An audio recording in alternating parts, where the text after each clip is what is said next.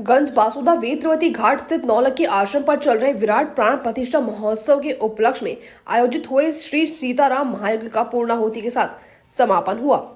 10 दिवसीय इस महायज्ञ में प्रारंभ से लेकर यज्ञ की पूर्णाहुति तक बनारस से आए प्रतिष्ठाचार्य पंडित मथुरा प्रसाद, महायज्ञ के मुख्य यजमान उद्योगपति राकेश मरखेड़ेकर सहित अन्य संत भी पूर्णाहुति में सम्मिलित हुए। यज्ञ की परिक्रमा के लिए देर रात तक श्रद्धालुओं का तांता लगा रहा।